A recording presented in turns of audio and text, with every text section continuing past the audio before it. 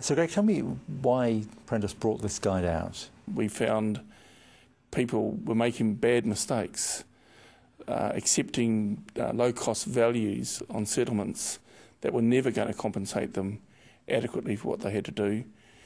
They were confused about where they went to the tribunals. They were confused about the role of the Weathertight Homes Tribunal. They didn't understand. Some people thought it was a gift. They got money. And they didn't realise that, in fact, they could lose a lot of money. They didn't understand the court processes or the mediation processes. They didn't understand even what could be wrong with their home or the fact that leaks are invisible, often. And so we thought, well, how can we give them something to help themselves rather than have to spend money on legal people and ourselves on the first instance? Ultimately, they have no choice. They have to go and get good advice. But there's a lot of reading in this book that we produced to at least set them into a strong foundation of being able to select the questions they want to ask and do the things they can do for themselves to save themselves money. So what are the danger signs that someone should look out for in their house? For the average individual, it's knowing the types of construction issues as identified in our leaky building guide.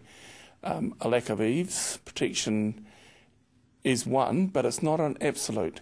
You can have houses with eaves that have leaky building problems.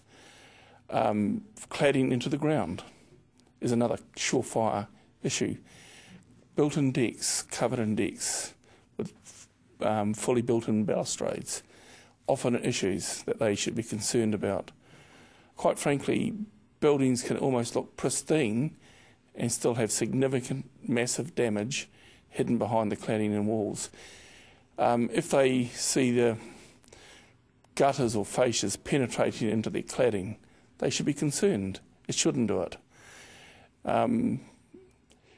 Areas of cracks that are coming away from large windows and things, think about it. It's not the crack that's let the water in. The water's got in, expanded the timber and caused the crack. How big is the problem?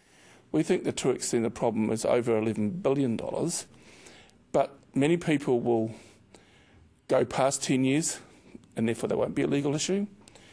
Many people will settle it themselves, fix it and take no litigation. So, you know, we think of the true risk for people like the councils and parties is $5 billion. So, who is to blame? It's a difficult one. Don Hunn said it was a problem that was through society. And to a degree, he's right.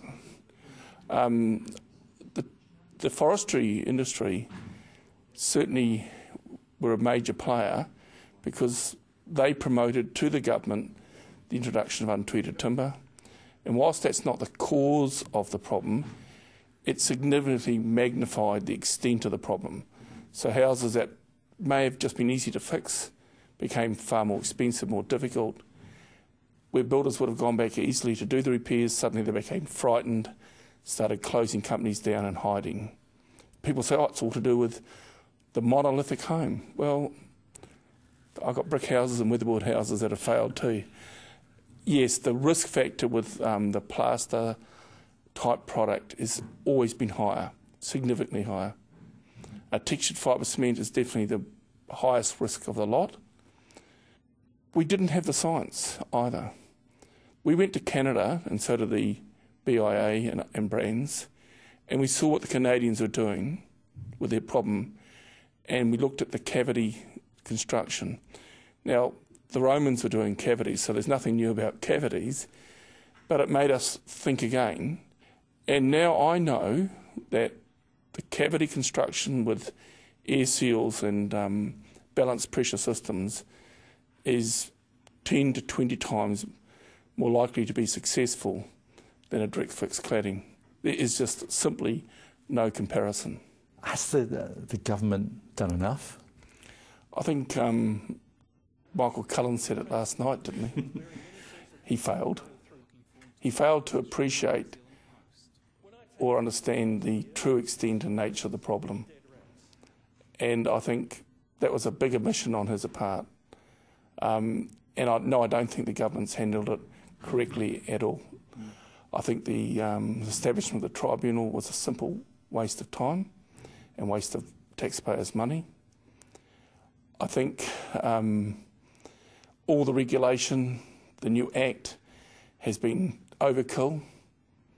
It hasn't helped. The issue was always knowledge, the need for science, and that's one good thing that's come. And education. How do you get the knowledge out into the sector of people, including architects, other designers, builders, sub-trades, so they know what they've got to do, and to the extent that they need to know why they're doing it. It's the why that's probably critical. And that's what they haven't done. They've completely missed the boat. Equally in Vancouver, the government established a fund to help people. It was a suspensory fund to a degree that people could borrow from it. They didn't pay interest, but they of course had to pay it back once they got settlement through court process or they sold their property. But at least they could live their lives without being completely cast aside. In Canada, they set a warranty scheme alongside that funding process. So if you're going to borrow from them, you had to build to their direction. And they had people checking that. They got it wrong.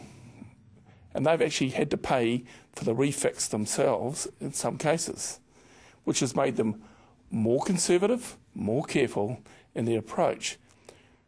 In New Zealand, what have we got? We've got the snake oil merchants, the patch it and cover merchants, and they are really doing a huge amount of harm and damage to people in our society still. Quite frankly, we're working on multi-storey buildings,